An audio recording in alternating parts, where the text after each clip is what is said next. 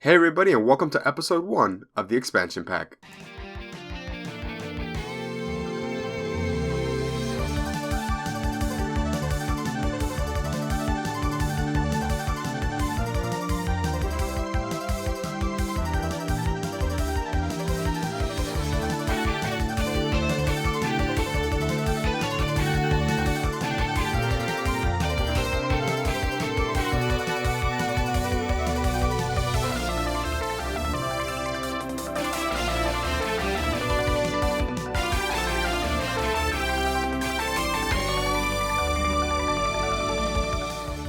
Hey everyone, my name's Mateo and I'm your host for episode 1 of the Xpansion Pack. Today we're going to be discussing loot boxes and gambling in video games with Christian St. Prix. He's the legislative coordinator for the Florida Lottery, and we'll be gaining some professional insight as to how our government can directly affect the way we play games. We'll also talk about the games we're playing now and give Christian a little surprise at the end of the show, so stay tuned for that.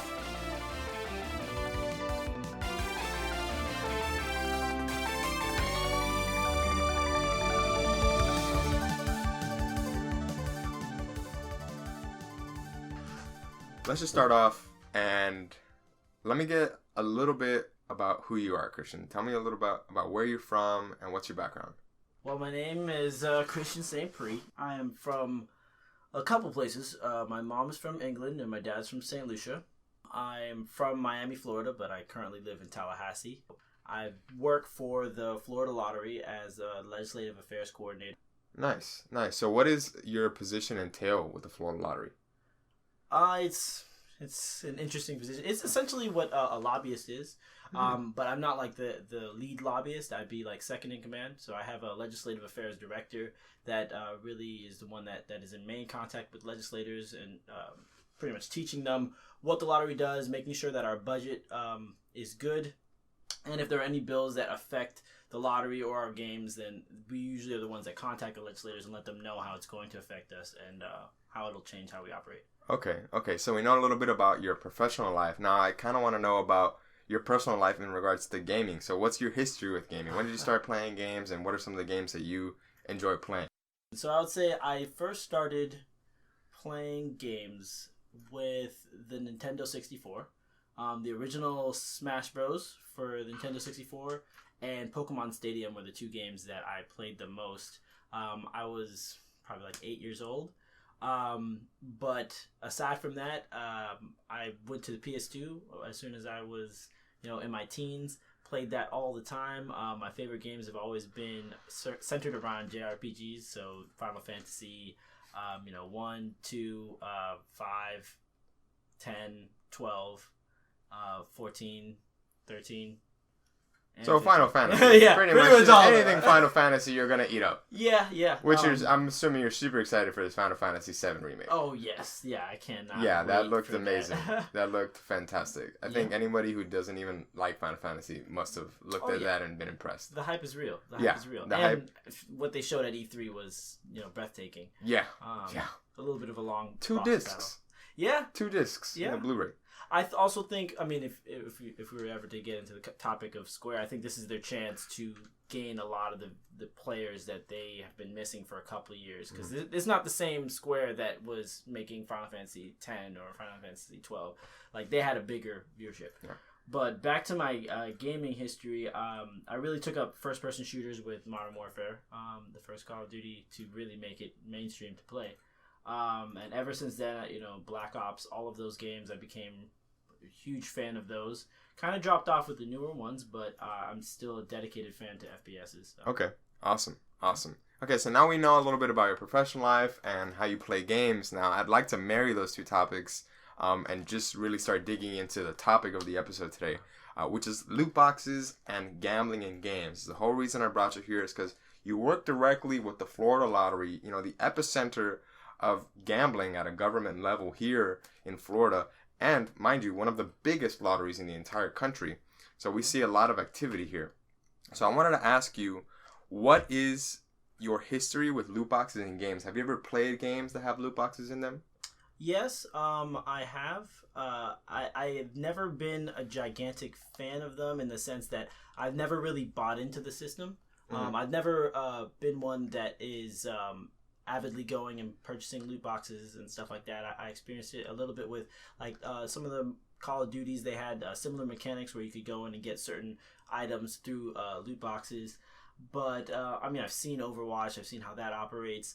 But every time that I was presented with those options, I would almost distance myself from the game entirely. It was definitely a line that was drawn that would make me not want to play the game anymore, because I don't really like spending my discretionary funds on loot boxes. Oof, discretionary funds. I know.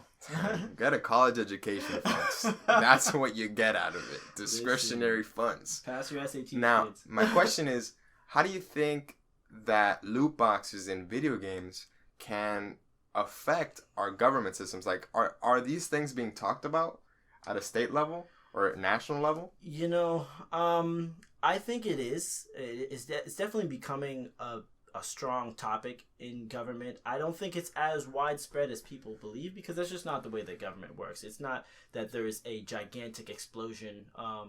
There's usually a couple of build-up years to an issue. Like, let's say it's sports betting, which is what we're seeing now. That's where the explosion is. You'll see a couple of years of build-up, and then an explosion will be all of the states kind of move together towards legislation, which is a move that I could see maybe in the next couple of years. You're usually going to see a couple states test out an idea, and then based off of the success of that legislation, all the other states that are close by it will follow suit. In regards to the sports betting, now that you bring it up, it's funny you mention that, because with the prevalence of esports now and just like, mainstream culture, I'm very curious to see what betting in those situations is like, and if governments have paid attention to that, because that would be a pretty bad point for the government to jump in and put some regulation on. Well, to put a regulation on sports gambling or on esports, are you saying that? I mean, what's the difference? Well, yeah, that's a valid point. Well, the thing is, there's so much money to be made. It's ridiculous. It's billions of dollars. The industry is one that many governments right now are looking at and viewing as a way to fund so many different programs that they have. It's kind of similar to how some of the governments are starting to view marijuana, where it's like, this is a cash cow.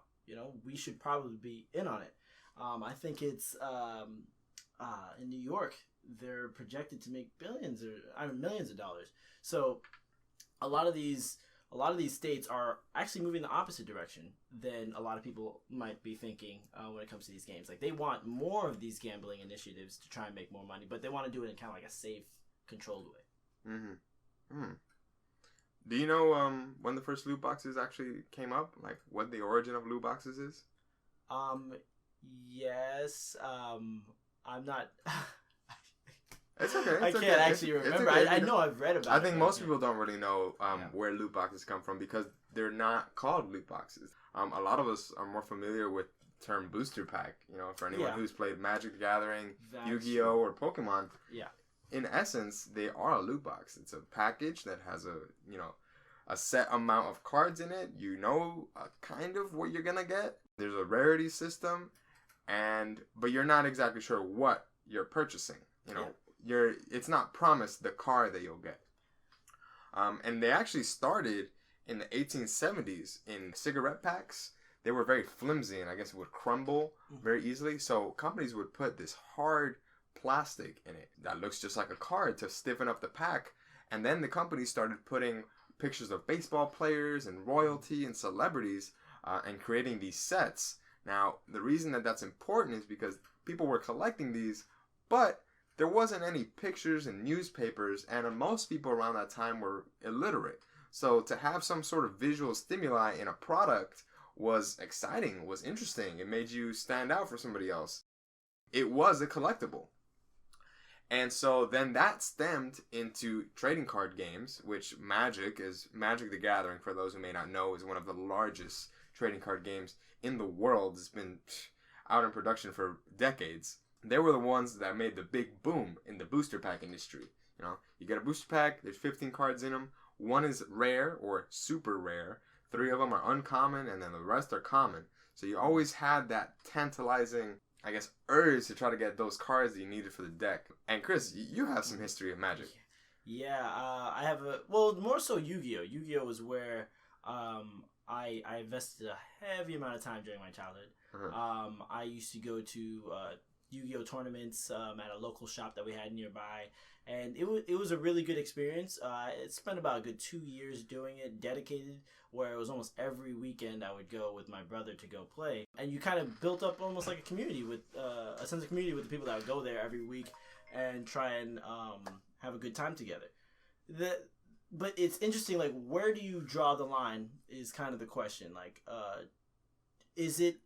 would you consider that a form of gambling? Mm-hmm.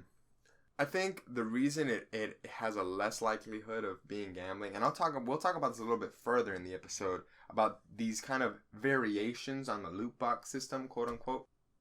I think at our age, it definitely wasn't gambling, because I had a very similar moment in my life playing a lot of Pokemon. I actually still have a binder full of the classic Pokemon cards. You're wearing a Pokemon shirt right now. Yes, I am.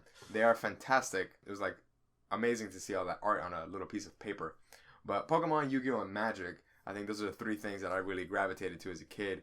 And it didn't feel like gambling. I also didn't know what gambling was as a kid. Now, looking back at it, I still don't think it's gambling, just because you kind of have an idea of what you're getting yourself into. But I also think that we're grown adults and have a better idea of what we're buying into. But my opinion doesn't matter, because I actually have the definition of what gambling and lotteries are. And they are, as per Merriam-Webster, gamble is to play a game for money or property, or to bet on an uncertain outcome. So, if we try to dissect that, a booster pack could be a gamble, because you're betting that you want to get a good outcome out of it.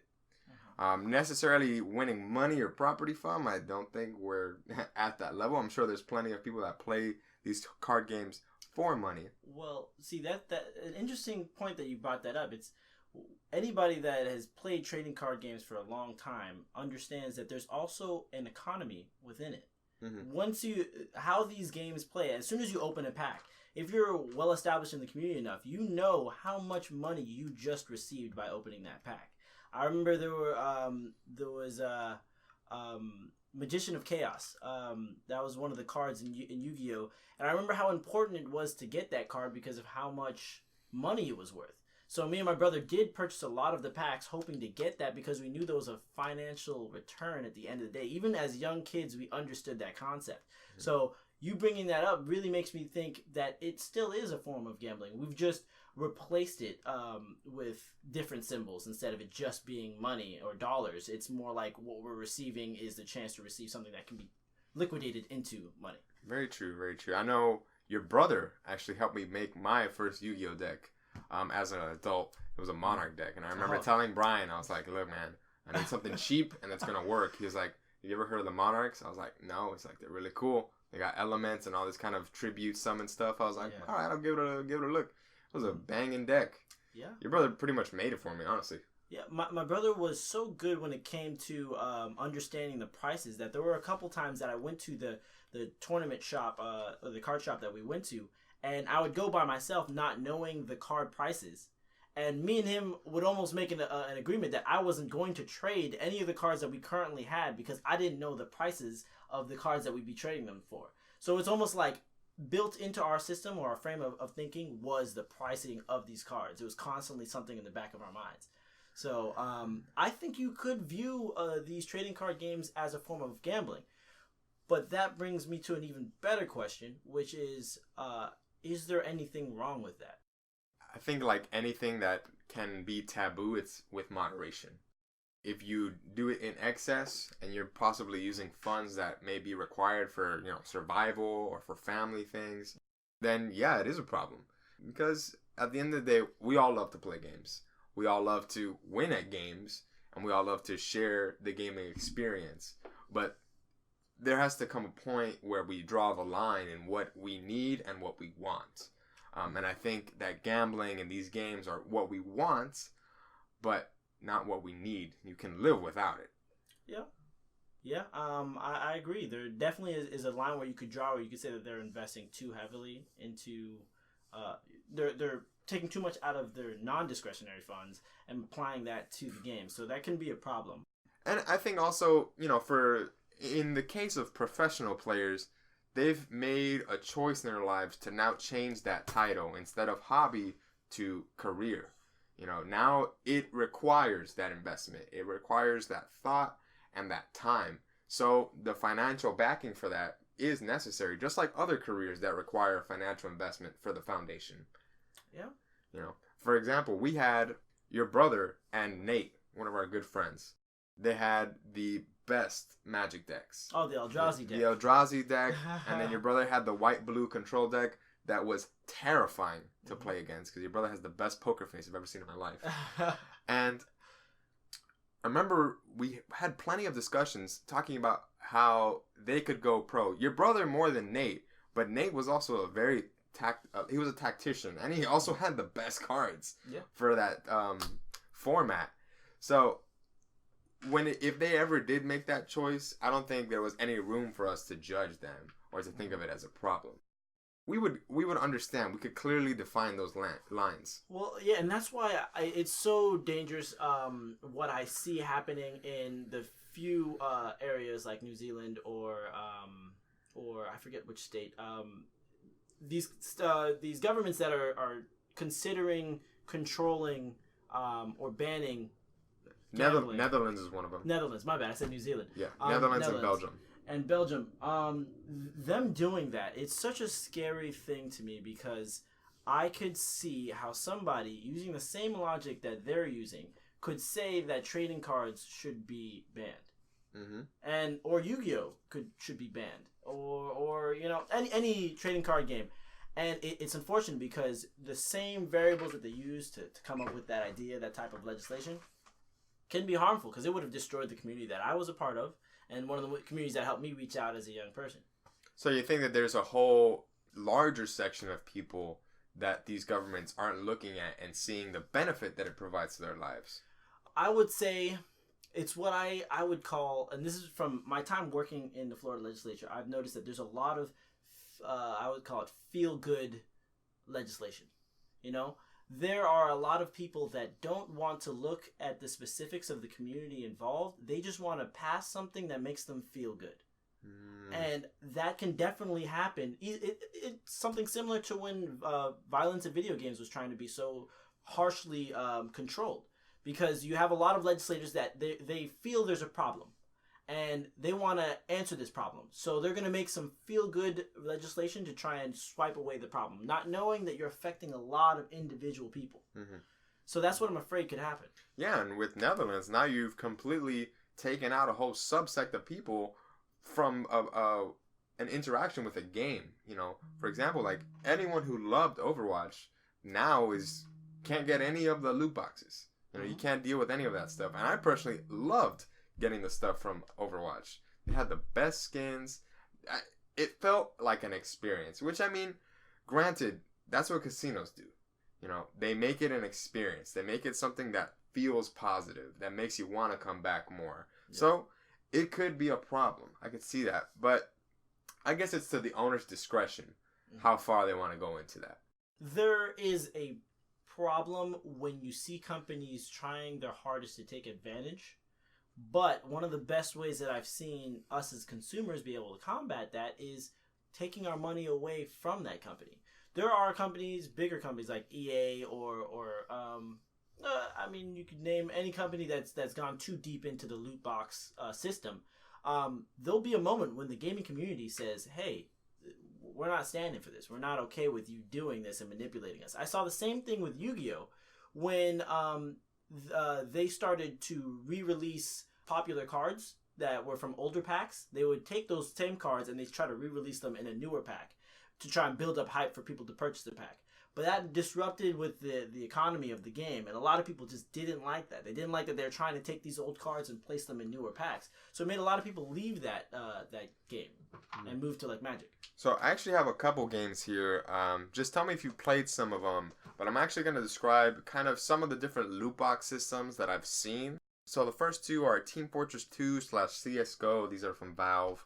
And they're very heavy on almost like a digital booster pack kind of situation. You have a chest, there's a key, you accumulate chests as you're playing the game, and you purchase keys, you know, usually like $1, $2, something like that. And some of the items you get in there are either crafting materials to make the actual physical objects, the digital objects you want, or they are the items themselves. And depending on their rarity, they can actually accumulate a great cost in the marketplace that Valve has created. So the reason they're like the booster packs is because they create their own market. Next up is the booster packs themselves, which are the same thing but in a physical format. One exception is Magic the Gathering Arena. It's actually their new game that came out last year, which is fantastic. If you haven't played it, I highly recommend it. Anyone who's a Magic fan has got to play it. Being a Magic player who has spent hundreds of dollars, and I know there's plenty of other players who have spent a lot more than that, you know what it means to open up a whole booster box full of packs. It's a good feeling. Or the set, opening 36 packs at a time was not uncommon when we were playing Magic. But this game gives you packs on a regular basis depending on how often you play and achievements that you get. But they also have a system where for every pack you open, you build up a bar. And that bar, once you reach a certain limit, will net you an uncommon, a common, a rare, or a mythic rare of your choice. So I like that system because there is still the ability to purchase packs and put in money into the game, but they do give the players some responsibility and some ownership in getting the cards that they necessarily need to play the game at the level that they want. Wow, this is the first time I've heard of that, but that does seem like a good system because I think giving players some sort of agency is really what players are looking for. There are some people that enjoy, like you said, just the feeling of opening up packs. There are people that enjoy the idea of opening up loot crates or loot boxes, but they like to be involved in some way in the decision making. And that's what I think is critical here. And that's something that, again, I don't think legislators will see. Banning that outright and banning that Magic the Gathering game is scary to me. But I do think that I prefer that system over some of the other systems that are more like, in order for you to get more advanced weaponry or advanced tactics in the game, you have to pay or attempt to get a loot box for. That is where I kind of draw the line. With Team Fortress, I played it and I did not buy one loot box. One, because I was a kid and I didn't have any money, and I definitely wasn't going to go to my mom and ask for money for a video game after she had purchased it for me. But I just felt like I could be good without it. Colleen would have been like, "What are you doing? Spending $2 on a digital box?" Yeah, it would have been a. Yeah, I could see your mom blowing a fuse for that. And so some of those games that you talked about are like the FIFA. One that actually surprised me was Dead Space 3. Yeah. So I was a huge fan of the Dead Space series, but I never played 3.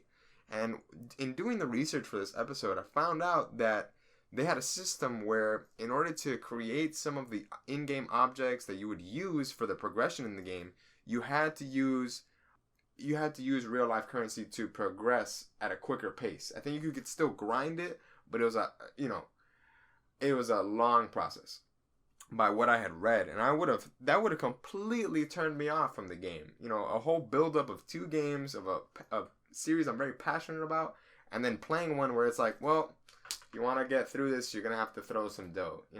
Especially, I think the line is drawn even harder for single player experiences because the player is gonna be in there for a finite amount of time. They want to make that game their own. They want to grow. And they've already invested $60 in that experience. So to make them invest more is almost like an insult to the player. Yeah, I agree 100%. And now I'm going to try and... because working for the lottery, I think I've gotten a different perspective altogether. And that's the cost it has for a business to operate. As I've spoken to you before about this, the idea of paying $60 for a game has been something that has continued since, I would say, the PS3 games have been $60. I don't remember exactly, but I definitely know paying $60 for PS3 games, for sure. Yeah, around the PS3 was when $60 for a game was the amount that we would all be paying. We're still playing these. these amounts for these games, but the amount of investment and technology that is required to create these games is only increasing. I would argue that it's becoming more expensive to create these games, to create these engines for these games as technology moves forward. Yet, the idea of us spending more money on the game seems so foreign to us. It seems like the gaming community wants the games to be better and more involved, but at the same time, they don't want to spend more for the game, which is something I feel definitely. I don't want to spend more than $60 for a game. But the companies themselves are also trying to figure out how they can make a profit from this. So, sorry? No. So it just seems like there has to be a little bit of fairness on the consumer end as well. Exactly. You know, and I agree with you. You know, I think that's a note that a lot of us don't notice. What's going on in the back end and what are the finances that supply all these projects that we, you know, fall in love with. And sometimes we take for granted. I know I do from time to time. But I think it's important for us to do our research, you know, because if you really are passionate about something and they implement a new system that might bolster their finances in order to make better products in the future, we should definitely take another glance and look at what they're doing and why they're doing it in order for us to make a better decision. Yeah, that's why I think it's our job as the gaming community to give our perspective on what works and what doesn't. Being vocal about these things is essential, but recognizing that these companies are going to try and make a profit one way or another. What's the best way for them to do that? Is it with loot boxes? If they incorporate loot boxes, is that going to drive away customers? If we all voice our concerns, I think they'll understand that. And I think they'll start to move away from that. You have Bethesda at E3 talking about how almost everything that they're providing for their customers, for their players that day is going to be free. They had a problem with there not being enough, NPCs inside the game, and they're going to provide that for the players that own the game. And the game we're talking about is Fallout 76. Yes, Fallout 76. I apologize. Yeah, I know. You and me hopped on there for a little bit just to give it a shot. Because it is enticing to see an experience for free. Now you don't got to pay for it. Even if, you know, I didn't have the most positive ideas about the game, but when I hopped in there and it was free and it felt like I didn't have to pay anything for it, I was a lot more attracted to it. Yeah. I remember we've been playing Mortal Kombat for a good while. I was about to hop on that. Yeah, and what's the name of this? I forgot the name of it. The what? The Crypt. The Crypt. At first glance, I was like, "What is this?" I did not want to be part of it. I did not want to take part in it at all. But then you told me about how they had changed the system because players had reacted. They had voiced their concerns with the company. So the company had made it so that it was easier for you to open these quote-unquote loot boxes to be able to get their items. Yeah. And for those who don't know, when the game was released, there is a mountain of content available in Mortal Kombat 11. Really awesome content too, like beautiful cosmetics for each character. But the problem with that is that they implemented in a mode that was originally in every other game just use in-game currency, pick out the costume from this specific chest, and everyone who's playing that game will get the same item from that chest. But with Mortal Kombat 11, they implemented somewhat of a loot box system, which was you'd go into the crypt, which was an enormous area with a bunch of chests, hundreds of them, and whenever you opened it, you and every other player was going to have a random chance at getting the item that you wanted.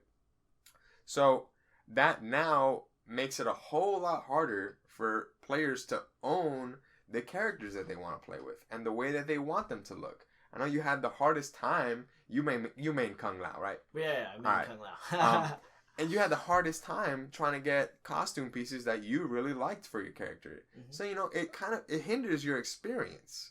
Yeah, but another thing that I love so much, and why I'll still play Mortal Kombat as opposed to some of these other games with loot crates and stuff, is that I was able to still become skilled in the game and play people online and all of that without having to open one chest.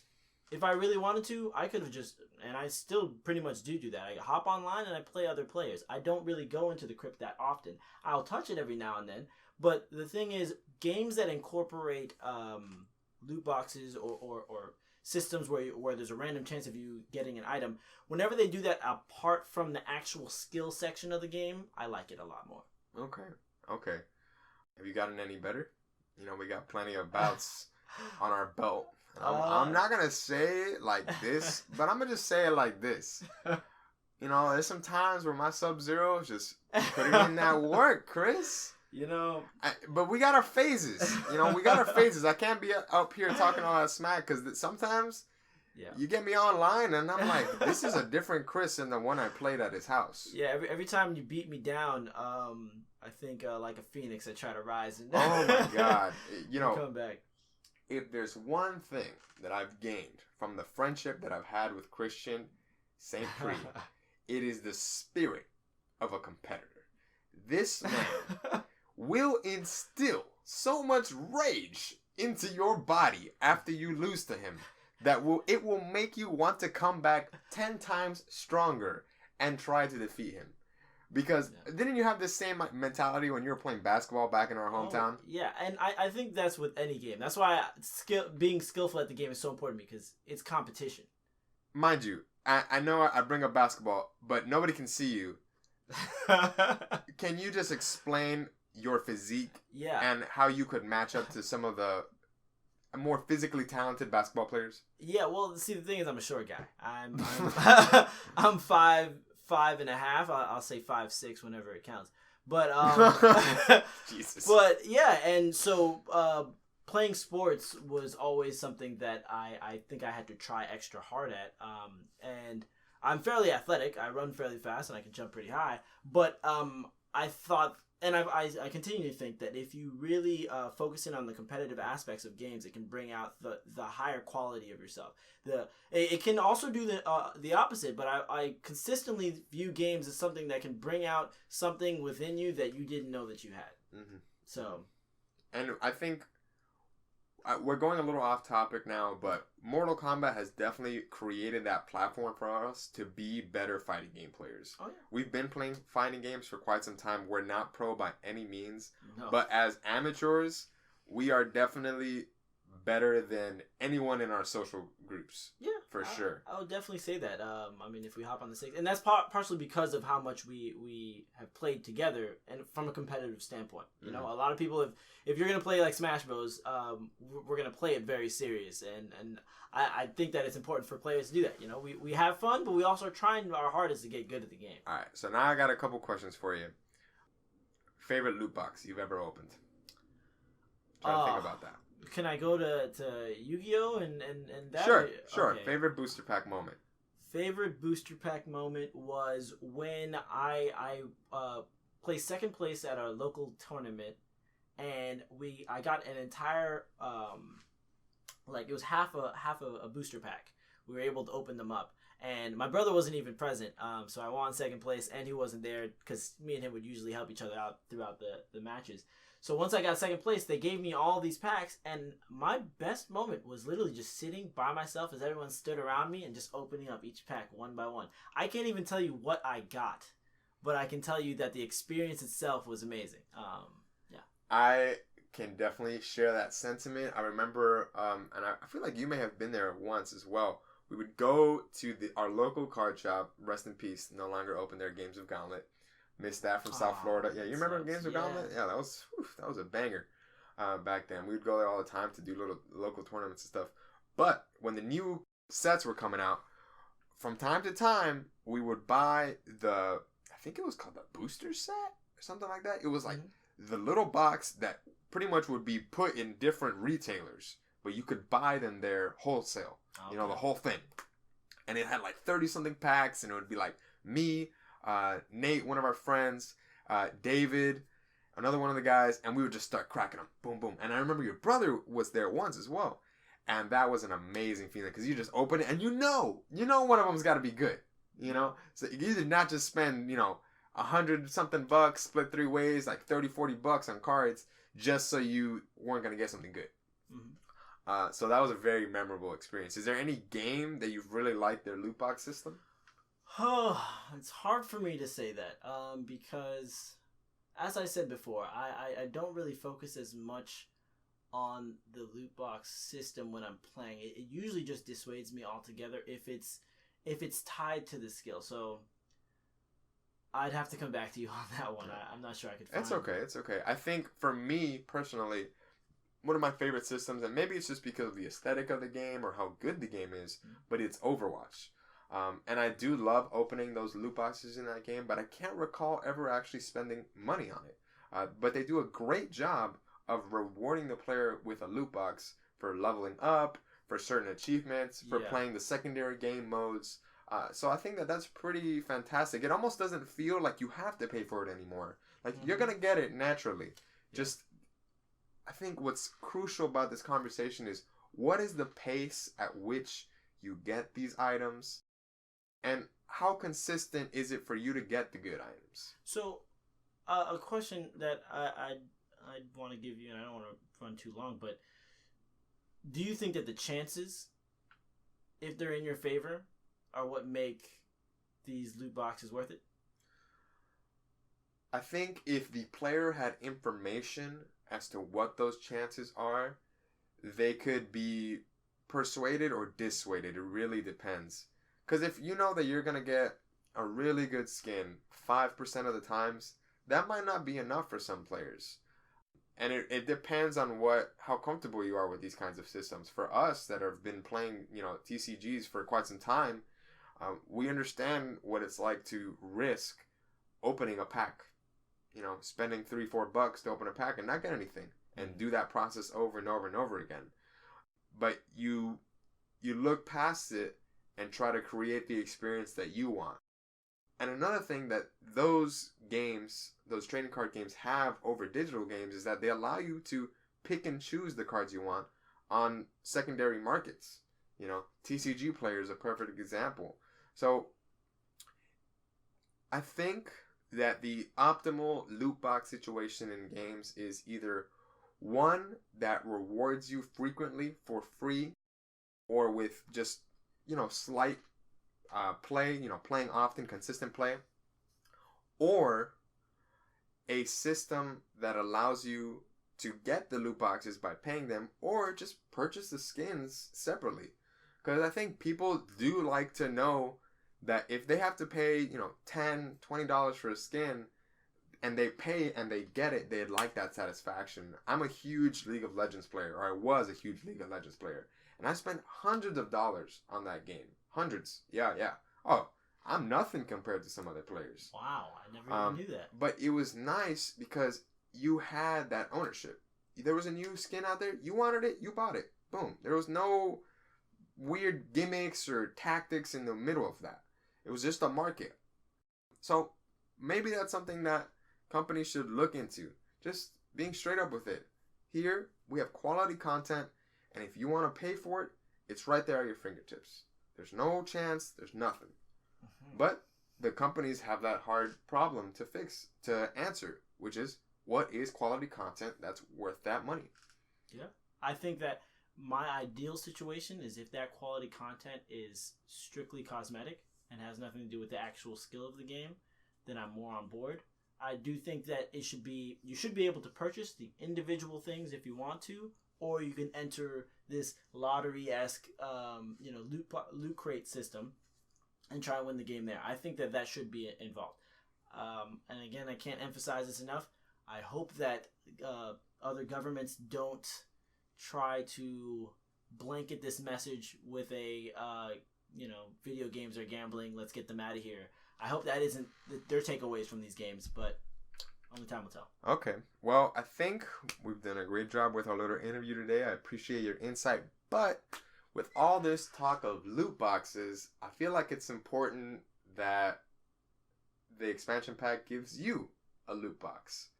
So this is something that you haven't known about, but we actually have a little gift for you.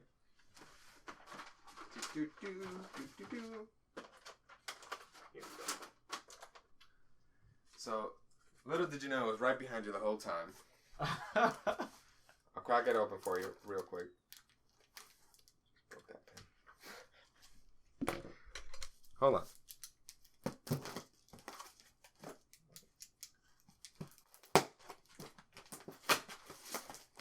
There you go. Now, let's see what's in your free loot box. I guess it's a gift at this point.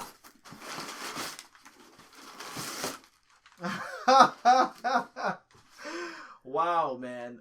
Thank you so much. For those that can't see, this is what were these? These are Funko Pop. Funko Pop. Yeah. Funko Pop. 2019, Chris. Come on. It's a phenomenon. But they are of Gohan as a kid and Vegeta in his Saiyan outfit. I'm a huge Dragon Ball Z fan. Own every book. Which actually, let's discuss a little bit about your adventures coming up soon. That's the whole reason you're getting this loot box. Yes, I'm on my way to work in Japan for the next year. Nice. Exciting. Yeah, it is pretty exciting. It's a fun thing to be doing. I'll be experiencing the culture over there, teaching people how to speak English, teaching elementary and junior high kids how to speak English. Oh my God, that's fantastic! I'm gonna be visiting you over there in September, so can't wait to see you in Tokyo/Okinawa. Yeah, we'll see how that goes. Yeah, God bless everything goes well after that 13-hour flight. Can't wait. But thank you for coming on to the Xpansion Pack Podcast today. You got any exiting words in Japanese you can share with the audience? Yeah. One more time? Huh? EA.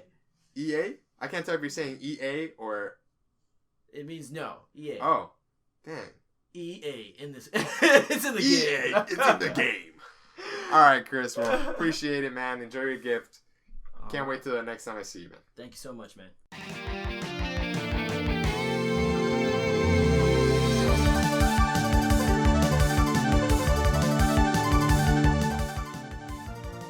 We hope you liked today's episode of the Xpansion Pack. After my conversation with Christian, he moved over to Okinawa, Japan, where he'll be staying for the next 2 years. He'll be teaching English to young students on the island, as well as marrying his knowledge of American politics with those of Japan. I'm gonna miss my dear friend, but I know by the time he's back in the States, we'll be talking about much more than loot boxes. If you like listening to the episode, please feel free to check out our website at xpansionpack.com. That's expansion without the E. And follow us on Twitter at Xpansion Pack Podcast. This is just a start of the Xpansion Pack, and we will only go up from here. If there's anything you'd like to see in the show, just tag us on Twitter, and we'll be sure to implement it after our first round of pre-recorded episodes. As for next week, we'll be sitting down and talking to a professional in the tabletop gaming industry, Maxim Istomin. He's a Russian publisher who has helped bring a lot of the board games that we love back to his home country of Russia. That's all for today's episode, and we'll catch you next week on The Xpansion Pack.